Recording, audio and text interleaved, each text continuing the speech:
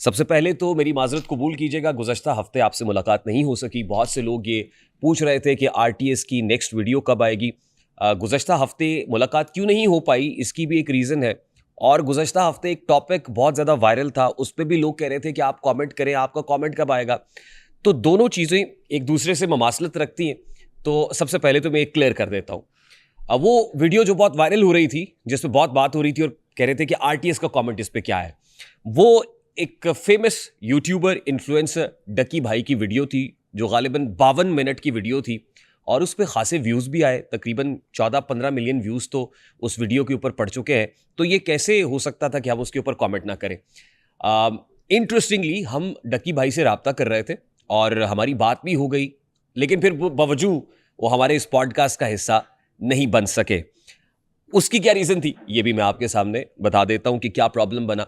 सबसे पहले तो डकी ने जो स्टोरी बताई है, सादुर रहमान उर्फ डकी भाई, जो स्टोरी सामने आई, मेरे लिए वो स्टोरी को बहुत नई नहीं थी, क्योंकि ग्लोबल टॉर्चर इंडेक्स पे मेरा वतन अजीज पाकिस्तान हाई रिस्क कंट्री करार दिया गया है, जहां पे टॉर्चर बहुत ज्यादा होता है। कस्टोडियल टॉर्चर की बात कर रहा हूं मैं, जहां की प्रिजन्स अभी भी 150+% के ऊपर चल रही हैं, जहां अभी भी अंडर ट्रायल कैदी 70% है जो प्रिजन्स के अंदर मौजूद है, जहां बहुत सारे ऐसे इंसिडेंट्स माजी में भी होते रहे, अब भी रकम हो रहे हैं और मुझे लगता है फ्यूचर में भी, क्योंकि हमारे यहाँ ये टॉर्चर से मुतालिक एक एक्ट तो पास हो गया जिसको एंटी टॉर्चर लॉ 2022 कहा गया। उसकी इंप्लीमेंटेशन अभी भी ना होने के बराबर है। तो इसलिए मुझे को बहुत ज़्यादा उम्मीद नहीं है कि ये टॉर्चर की जो दास्तानें रकम हो रही हैं ये कहीं ना कहीं कम हो जाएंगी या केसेस कम हो जाएंगे। तो इसलिए मेरे लिए डकी की स्टोरी में कुछ नया नहीं था, सिर्फ इसके अलावा कि डकी था।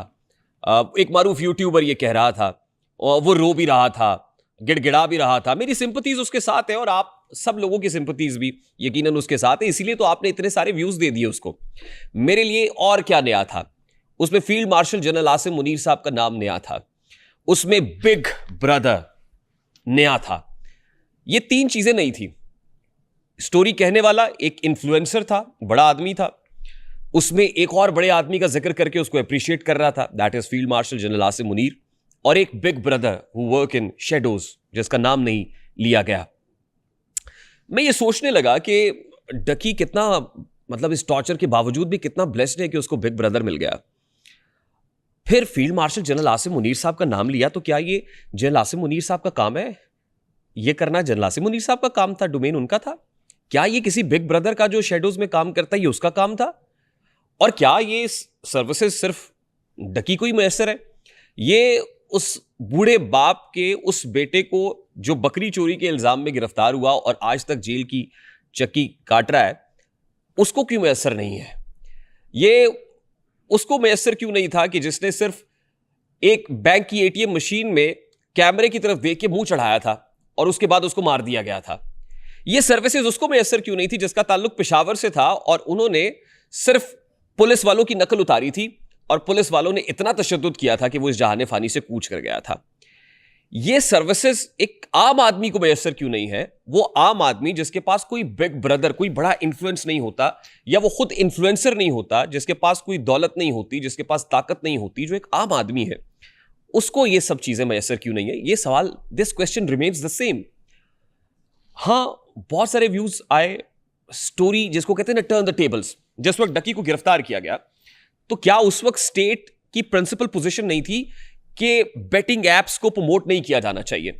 ये जुआ जो प्रमोट किया जा रहा है, और जाहिर है ये वो कहते हैं ना सबक दे रहे हैं इन शाहीन बच्चों को खाकबाजी का। शिकायत है मुझे यारब खुदावंदाने मकतब से, सबक शाहीन बच्चों को दे रहे हैं खाकबाजी का। तो खाकबाजी का जो सबक दिया जा रहा था अपनी वल्गर गुफ्तगू के साथ, अपनी उन कॉनोटेशंस के साथ जो अपने व्लॉग्स के अंदर आप इस्तेमाल करके व्यूज समेटते थे, क्या उस सबको भूल जाए हम? यानी एकदम से हम कितने जज्बाती लोग हैं कि आज वही डकी हमने विक्टिम बना दिया, आज वही डकी हीरो है जो कल तक ऐसा कंटेंट कर रहा था जो बिलो द बेल्ट था, जो कल तक ऐसी चीजों को प्रमोट कर रहा था जिसका हमारा कानून इजाजत नहीं देता है। आज वो हीरो है। और हो क्या रहा है? अब गुज़श्ता हफ्ते जब मेरा वक्त तय हुआ, यानी मुझे किसी ने कहा कि जी हो जाएगा, वो पॉडकास्ट आपके साथ मेहमान होंगे, फिर मैंने मैसेजेस भी किए डकी भाई को, उनके इंस्टा के ऊपर भी पैगामात भेजे मैंने कहा आपके साथ जो कुछ हुआ बिल्कुल जस्टिफाइड नहीं है, और मैं ये मानता हूं कि जस्टिफाइड नहीं है, और मैं ये भी मानता रहूंगा कि जिस तरह का कंटेंट उसने हमेशा किया है, वो रोस्टिंग जिसको कहते हैं, जिसमें गालम गलोच है, जिसमें कसाफतों को मेरी सकाफत बनाने की कोशिश की गई, जिसमें लच्चरपन को कल्चर का नाम देने की कोशिश की गई, मैं कभी उसको सपोर्ट नहीं करूंगा। लेकिन जो कुछ हुआ वो भी जस्टिफाइड नहीं है। मैंने कहा कि मैं इस पर आपके साथ खड़ा हुआ हूं। मुझे एक बंदे ने मैसेज भेजा, उसके ऊपर मुझे लगा डकी भाई का ही नंबर है। मैंने जब राब्ता किया तो पता चला कि ये डकी भाई के बिजनेस मैनेजर हैं, बिलाल रशीद साहब उनका नाम था। बिलाल साहब से मैंने कहा कि हुजूर हम चाहते हैं कि ये दास्तान जरा हमारे सामने भी आके सुनाएं, और हमें भी पता चले कि वो कौन सा बिग ब्रदर और कैसे आपको मैसर आ गया, तो हम भी थोड़ा सा अनफोल्ड करें इस स्टोरी को।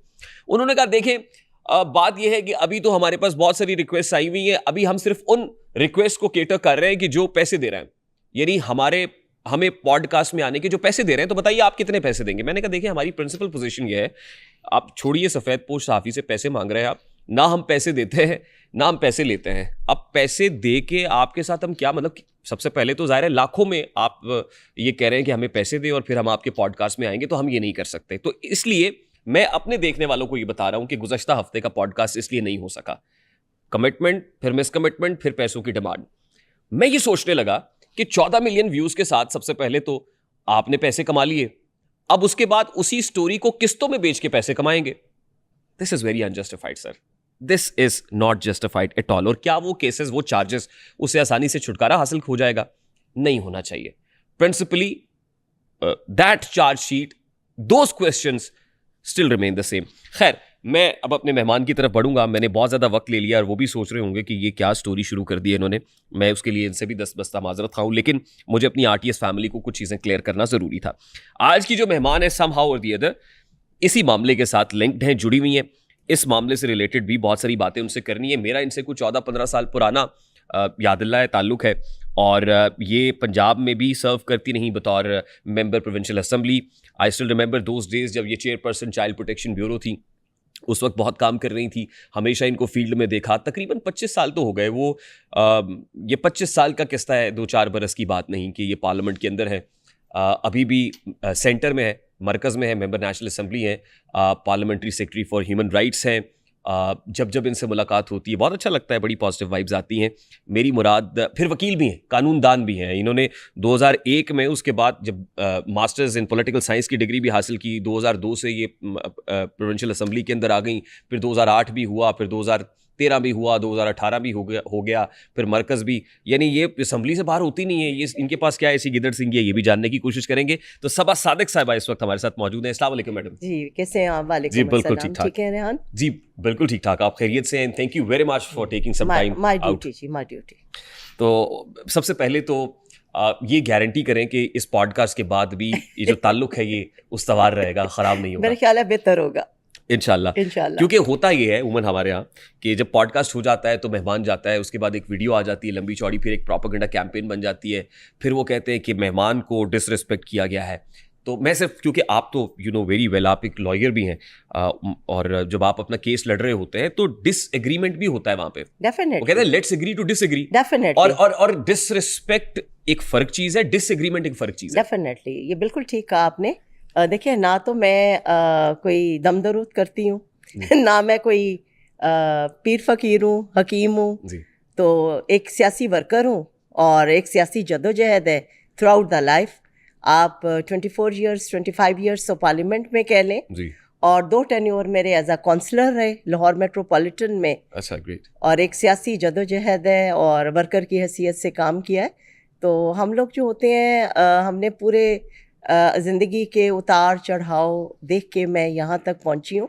तो आपका कोई भी सवाल मुझे तकलीफ़ नहीं देगा, ना हमारे रिलेशंस में कोई अल्लाह रहम करे कमी होगी। इंशाल्लाह हम मुल्क के लिए, कौम के लिए पॉजिटिवली आगे बढ़ेंगे। जी बहुत शुक्रिया। सबसे पहले तो मैंने इसको रिकॉर्ड कर लिया ताकि सनद रहे और बवक्त ज़रूर डेफिनेट काम आए। आप याद रखिएगा।